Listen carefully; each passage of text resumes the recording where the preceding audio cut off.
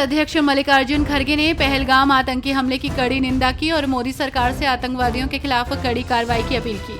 उन्होंने कहा कि ये हमला देश की एकता पर कायरतापूर्ण हमला है।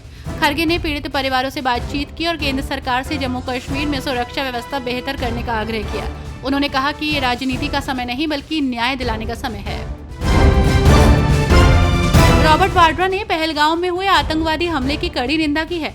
उन्होंने इसे कृत्य को कायरतापूर्ण बताया है और कहा कि इससे कोई मुद्दा नहीं बनता। वाड्रा ने धर्म और राजनीति को अलग रखने की वकालत करते हुए केंद्र सरकार से प्रभावित लोगों की मदद का आह्वान किया। उन्होंने देश की एकता और धर्मनिरपेक्षता पर बल दिया। जम्मू कश्मीर में पहलगाम में 22 अप्रैल को निहत्थे पर्यटकों पर आतंकी हमला हुआ है। एक एक करके कुल 28 लोगों की गोली मारकर हत्या कर दी गई है। गृह मंत्री अमित शाह ने सोशल मीडिया पर पोस्ट में लिखा है कि पहलगाम के आतंकी हमले में अपनों को खोने का दर्द हर भारतीय को है। इस दुख को शब्दों में जाहिर नहीं किया जा सकता। मैं अपने इन सभी परिवारों और पूरे देश को भरोसा दिलाता हूं कि बेगुनाह मासूम लोगों को मारने वाले इन आतंकियों को बिल्कुल बख्शा नहीं जाएगा।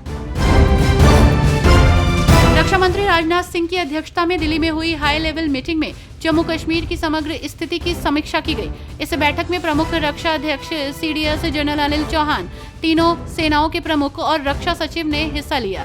इस बैठक में राष्ट्रीय सुरक्षा सलाहकार अजीत डोभाल भी शामिल हुए। सुप्रीम कोर्ट ने पश्चिम बंगाल सरकार को भाजपा नेताओं कैलाश विजयवर्गीय, अर्जुन सिंह और अन्य के खिलाफ दर्ज आपराधिक मामलों की जांच की स्थिति पर रिपोर्ट देने का निर्देश दिया।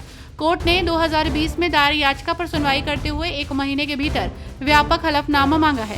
कोर्ट ने नेताओं की गिरफ्तारी पर रोक 23 जुलाई तक बढ़ा दी है। जम्मू कश्मीर के पहलगाम में हुए आतंकी हमले से हर कोई दुखी है और गुस्से में है। आम लोगों की तरह फिल्मी सितारे भी इस मामले पर रिएक्शन दे रहे हैं। सलमान खान भी उन सितारों में शामिल हो गए हैं जिन्होंने इस घटना पर कड़ी प्रतिक्रिया दी है। सलमान खान ने कहा है कि कश्मीर जो पृथ्वी पर जन्नत था वो जहन्नत में बदलता जा रहा है। पहलगाम में हुए आतंकी हमले के बाद महाराष्ट्र सरकार ने पर्यटकों की सुरक्षा की कवायद तेज कर दी।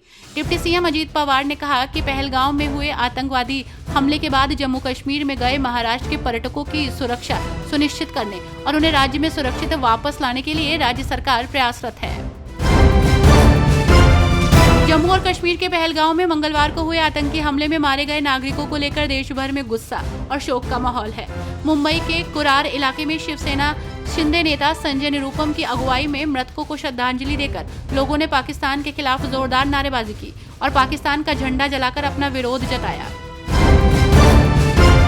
पहलगाम आतंकी हमले पर सपा के विधायक अबू आजमी की प्रतिक्रिया सामने आई है। उन्होंने कहा कि अगर मारने वालों से धर्म पूछकर और नाम पूछकर सचमुच मारा है तो वो मुसलमान नहीं हो सकते, वो इस्लाम के मानने वाले हो ही नहीं सकते।